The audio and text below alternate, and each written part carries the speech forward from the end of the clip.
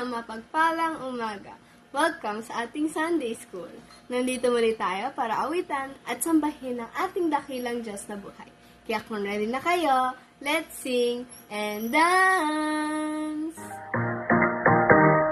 L-O-V-E. Hey.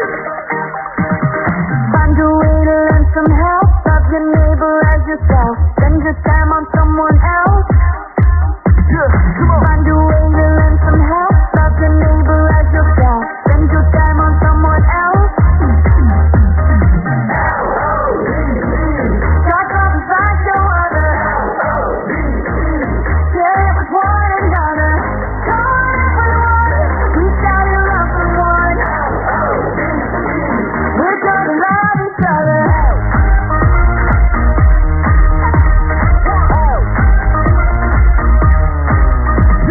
Find a way to show some grace. Touch your neighbor on the way. Put yourself in second place.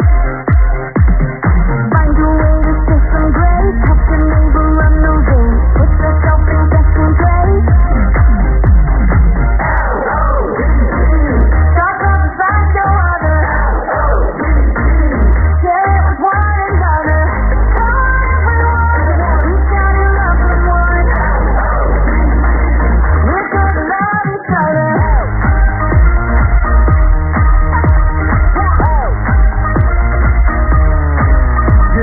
God loved us from the very start, and I got the love in my beating heart. Spread that love all across the earth, and tell everybody what His love is worth. Come on, let God hear the praise from us. Yeah, and love people like the Savior does. Hey, you ain't never gonna be the same when you L-O-V-E in Jesus' name. Yeah. God satisfies your other. Hey, hey. We're gonna love each other.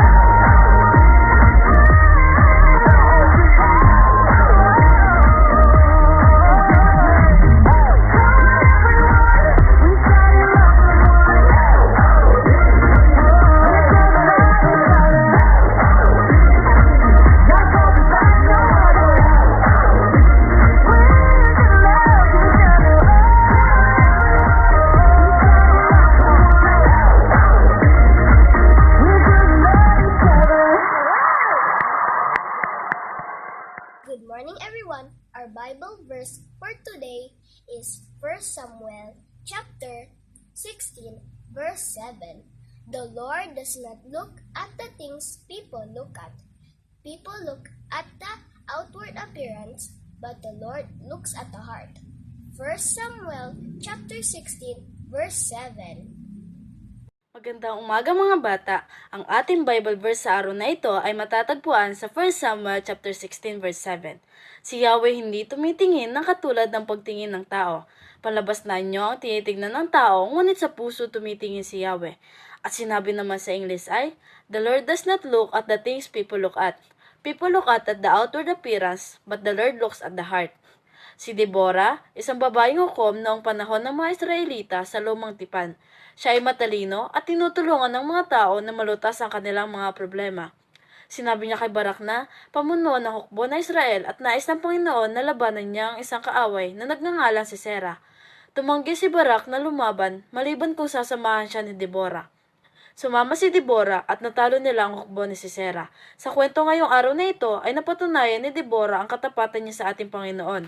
Nakita din natin na ang Diyos ay hindi tumitingin sa ating kakayahan o pisikal na anyo.